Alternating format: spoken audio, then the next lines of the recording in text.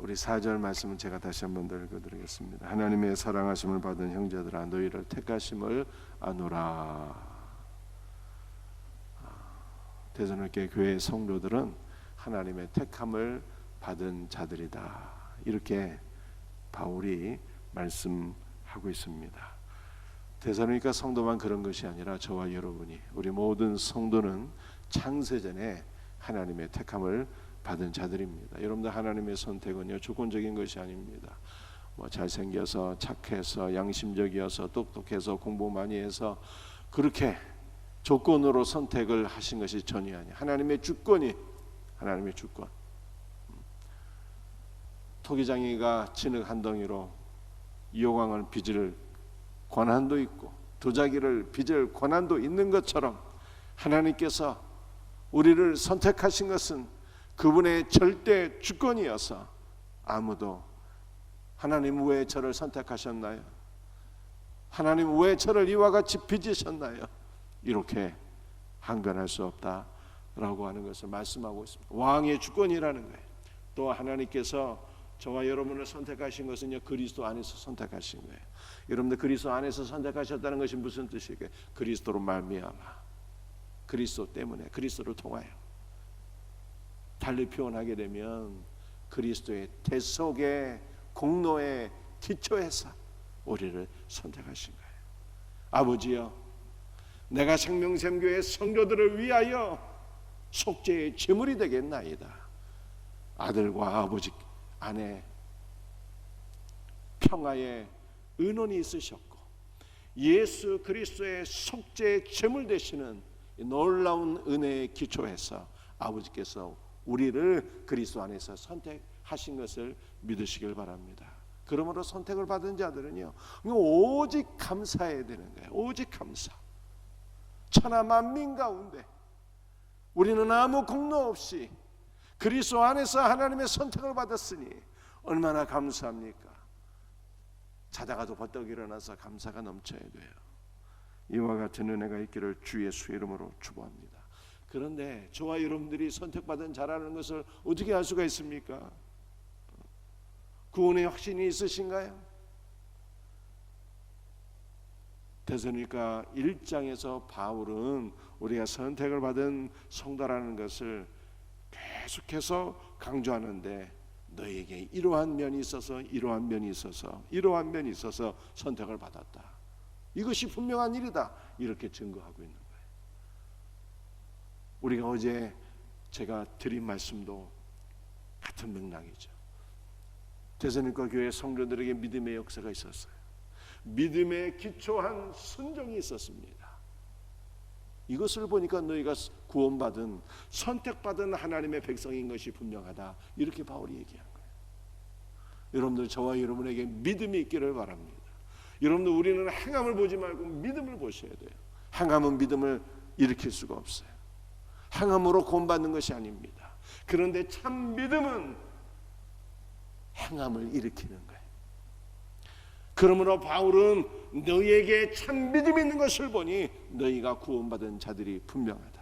너희들에게 믿음에 기초한 순종이 있는 것을 보니 너희가 선택받은 하나님의 자녀인 것이 분명하다. 이렇게 증거하고 있는 것입니다. 데살로니가 교회 성도들에게는 사랑의 수고도 있었잖아요. 이 사랑은 하나님께서 우리를 사랑하신 사랑이에요.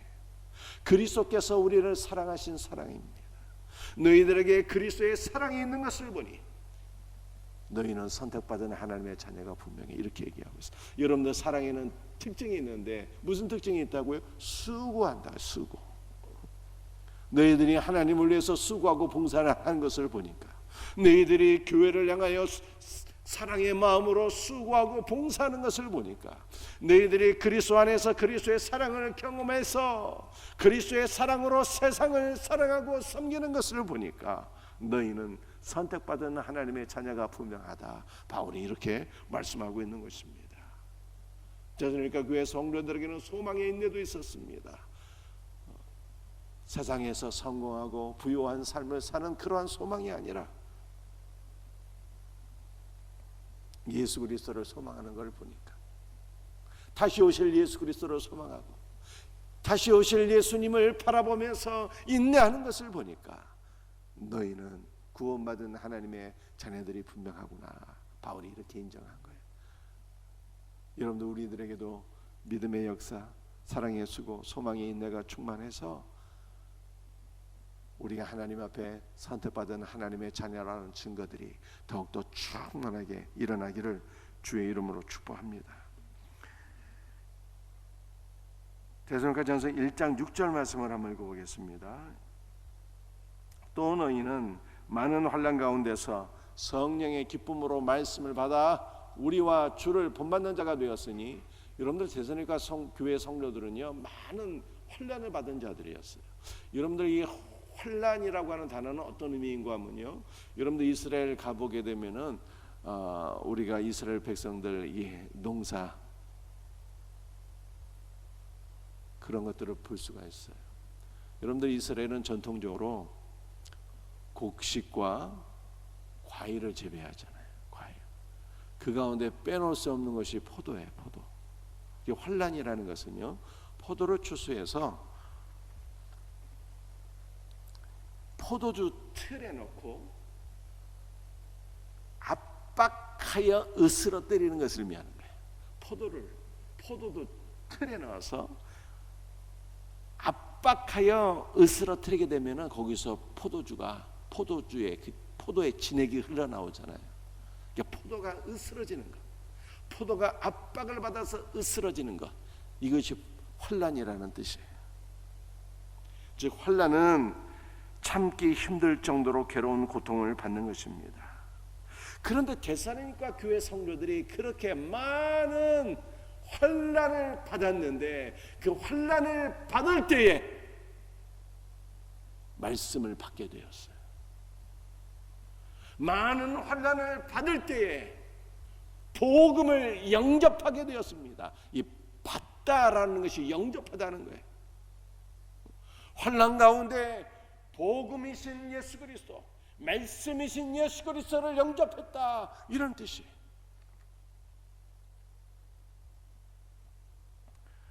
여러분들 성경을 보니까 부하고 평안한 분들이 말씀을 받아들이는 게 아니더라고요. 부하고 평온하고 높은 지위에 있는 분들이 복음이신 예수 그리스도를 영접하는 것이 아니더라고요. 물에 빠진 분들이 지푸라기라도 붙잡는 것처럼 환난 가운데 있는 분들이 복음을 받아들인대요. 여러분들 조선 땅에 복음이 증거되었는데 가난하고 소망이 없고 전 세계에서 가장 열등한 나라, 이 조선이 복음을 받아들여서 복음이 이렇게 불타오를 줄을 아무도 상상도 못했어요.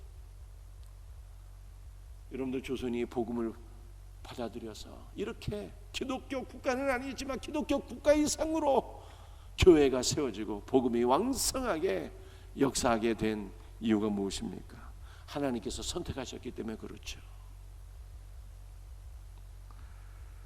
많은 환난과 고통과 가난 중에 있었기 때문에 조선이 복음을 받아들이게 된 거예요. 반면에 한국교회는요, 언제부터 쇠락하게 되었을까요? 90년대부터 쇠락이 시작됐어요. 한국교회가 국민소득 2만 불이 넘은 그 시점부터 한국교회가 쇠락이에요. 성도들의 신앙이 아쉬운 것이었습니다. 더 이상 하나님을 간절히 찾고 의지하지 않습니다. 신앙의 열정이 사그러지게 되었어요.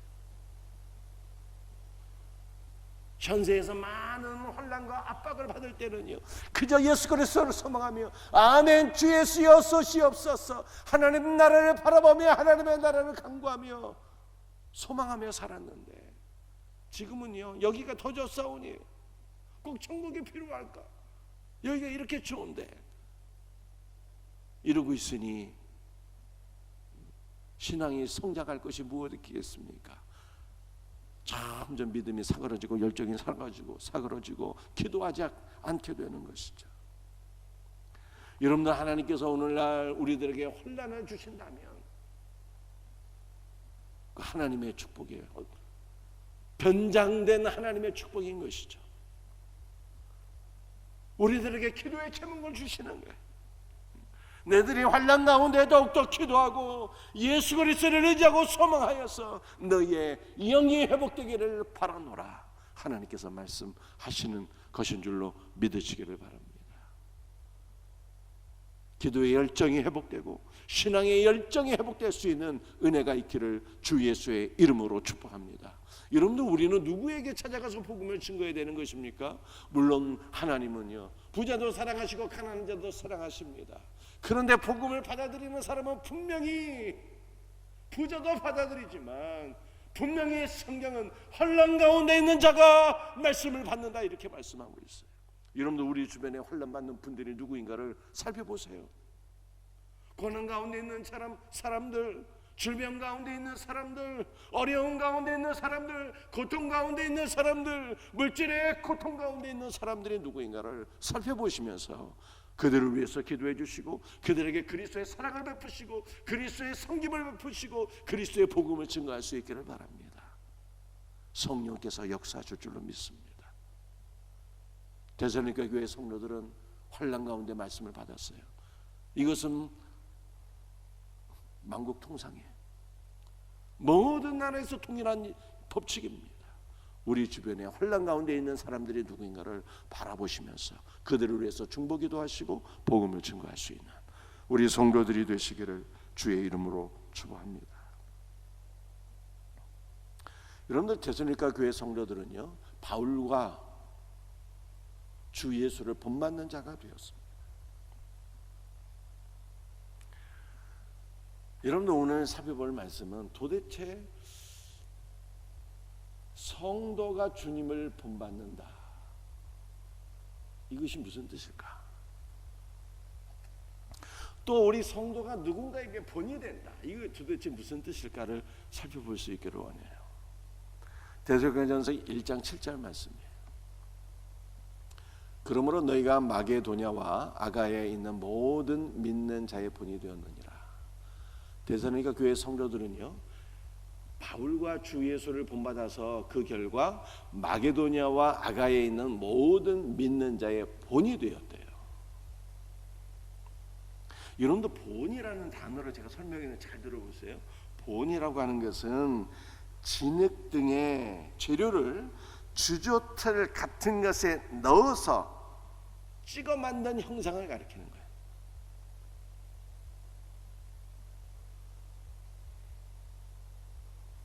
여러분, 이것은 무슨 뜻인가 하면요, 그리스도는 바울과 그의 일행에게 주조틀이 되었어요.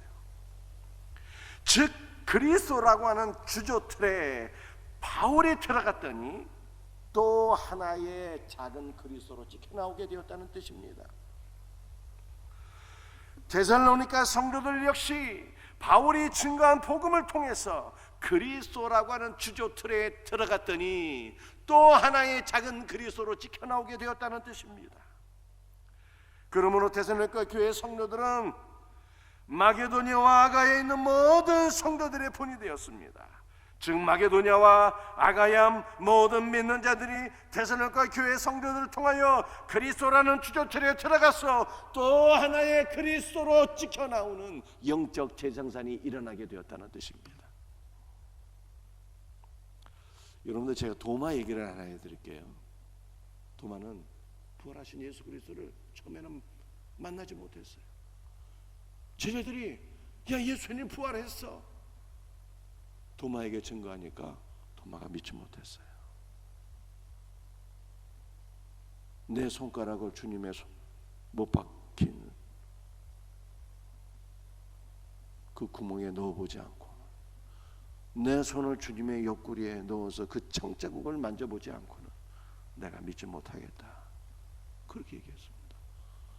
그래서 예수님께서 나타나셔서 도마야, 너 내 손가락을 내 손바닥에 구멍에 넣어봐라. 너 내 손을 옆구리에 넣어서 옆구리에 청자국을 만져봐라. 그리고 너는 믿음이 없는 자가 되지 말고 믿는 자가 될지어다, 예수님 말씀하셨어요.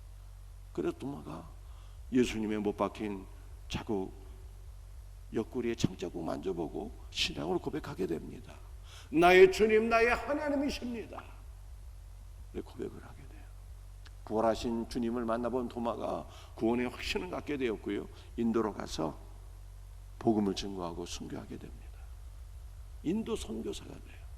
그런데 도마의 이름의 뜻이 무엇인지 알고 계십니까? 도마의 이름의 뜻은요, 쌍둥이에요. 쌍둥이. 그런데 성경 그 어디에도, 교회사 그 어디에도 도마의 쌍둥이가 누구인가, 쌍둥이에 관한 얘기가 단 하나도 없어요. 단 하나도. 딱 한 군데 있습니다. 딱 한 군데. 딱 한 군데. 그 도마가 기록한 도마 행전이. 도마 행전에는 도마의 쌍둥이 형제는 예수 그리스도라 그렇게 밝히고 있어요. 그렇다면 마리아가 쌍둥이 형제를 낳았다는 뜻입니까? 그거는 아니에요. 그거는 비성경적이에요. 그렇다면 도마의 쌍둥이 형제가 예수 그리스도라는 것을 우리는 어떻게 이해를 해야 되는 것입니까? 도마가 예수 그리스도라는 주저틀 안에 들어갔더니 또 하나의 작은 그리스도로 찍혀 나오게 되었다는 뜻이에요. 여러분들, 그리스도인은 그리스도를 닮은 자라는 뜻입니다. 그리스도라는 주저틀 안에 들어가서 그리스도로 찍혀 나오는 자예요. 여러분들, 그리스도는 우리와 분리할 수 없어요. 그리스도는 우리 안에 들어와 계셔요. 하나님께서 우리를 바라보실 때 우리 안에 그리스도를 바라보시고 사랑하시고 우리를 기뻐하시고 축복하시는 거예요. 그리스도는 우리 안에 들어와 계시고 우리는 그리스도 안에 들어가 있는 거예요. 너는 내 안에, 나는 너 안에. 그리스도와 우리는 분리가 될 수 없어요. 우리가 그리스도 안에 들어가서 그와 같이 호흡하고 그와 같이 먹고 마시고 그와 동거하며 그 안에 살게 될 때 우리는 그의 영을 받아서 그리스도로 충만해지고 그리스도로 찍혀 나오는 거예요. 그리스도로. 여러분들, 그리스도인은요, 그리스도라는 주저틀 안에서 그리스도로 찍혀 나오는 자예요. 이것이 본을 받고 본이 되었다는 의미예요. 그리스도인이 도덕적으로 우월한 삶을 살아서 본이 되었다는 뜻이 아니에요. 물론 그리스도인은 그리스도를 닮은 자이니 자연히 도덕적으로도 우월한 삶을 살게 돼요. 그러나 그리스도 없이 도덕적으로 우월한 삶을 살게 되었다는 뜻이 전혀 아닌 것입니다. 그리스도라는 주저틀 안에 들어가서 그리스도로 찍혀 나오는 것을 의미하는 거예요. 이 모든 것은 성령의 능력으로 이루어지는 것입니다. 환난 가운데서 기쁨으로 복음을 받아들이는 것도 성령의 역사요, 우리가 그리스도 안에 들어가서 그리스도로 찍혀 나오는 것도 오직 성령의 역사인 거예요. 성령께서 그리스도를 우리에게 충만하게 부어주셔서 우리 안에 그리스도가 드러나는 거예요. 이와 같은 역사가 우리 모두에게 있기를. 여러분들, 우리 모두는 다 도마인 거예요. 우리 모두는 다 도마가 되는 것입니다. 그리스도의 쌍둥이가 되는 거예요. 이것이 성경의 메시지예요. 주여, 우리가 그리스도의 쌍둥이 형제인 줄 믿습니다. 그리스도의 쌍둥이 형제가 되게 하옵소서. 여러분들 믿음으로 간구하세요. 이와 같은 은혜가 우리 모두에게 임하기를 주 예수의 이름으로 축복합니다. 말씀을 마치도록 하겠습니다. 오늘 두 가지 말씀드렸어요. 환난 가운데서 복음을 영접하다. 우리도 환난 가운데 있는 자들에게 복음을 증거해야 돼요. 여러분들, 우리가 환난 가운데 혹시 있다면 하나님의 말씀을 붙잡고 기도하셔야 돼요. 하나님께서 반드시 환난 가운데 우리에게 충만한 은혜를 주시는 것입니다. 여러분들, 우리는 그리스도 안으로 턱 들어가서 그리스도로 지켜나와야 돼요.